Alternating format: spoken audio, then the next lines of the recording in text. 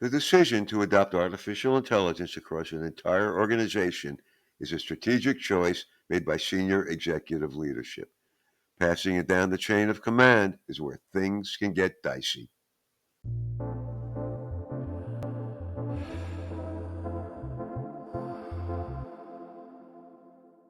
Executives see the potential. Frontline teams improvise. And in the middle, managers can be left guessing. The result can be stalled adoption or reckless experimentation. To make AI work, leadership has to anticipate the problem areas that can derail implementation. Once those are addressed, deployment can be executed with confidence. Now, let's look at the problem areas. Organizational culture might be the biggest obstacle. Specialists may feel threatened. Middle managers, they may fear losing control. If leadership doesn't communicate clearly that it's about augmentation, not replacement, company culture can sabotage the whole effort.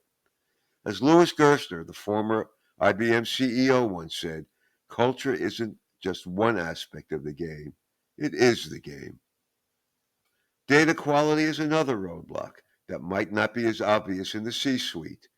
As Tatum Sood of the American Century Investments put it, if your data is bad, AI is just going to magnify it and show how bad it is. Clean, consistent, unbiased data is non negotiable. It's also very difficult to achieve. Realistic expectations are another tipping point.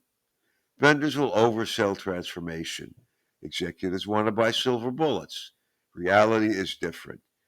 AI success is a process. Start small, take it step by step. Learn first, then expand. Remember, AI isn't a bolt on.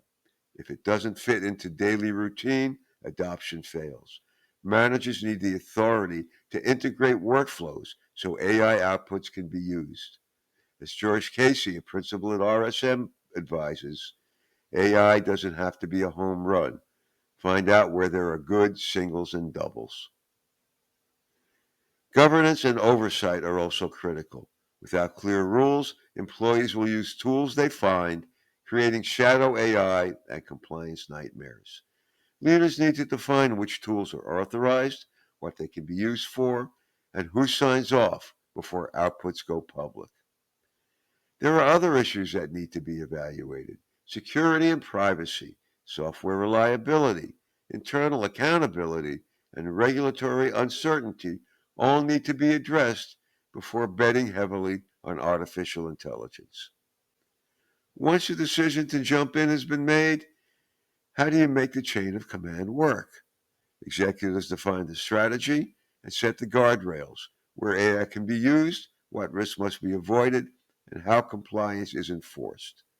Middle managers translate all that into playbooks, approve tools, workflows, and review steps that align with company culture. The frontline operators execute tactically, using AI for speed and creativity, but always within the framework of governance and oversight. The bottom line: AI isn't a technology race, it's a test of discipline and organizational design. When executives tackle the problem areas first, they can push strategy down the chain of command with confidence. The winners won't be the ones who chase hype or the ones who freeze in fear. They'll be the ones who empower frontline teams to move fast while keeping in governance, brand, and compliance intact. And that's today's bite sized tech tip.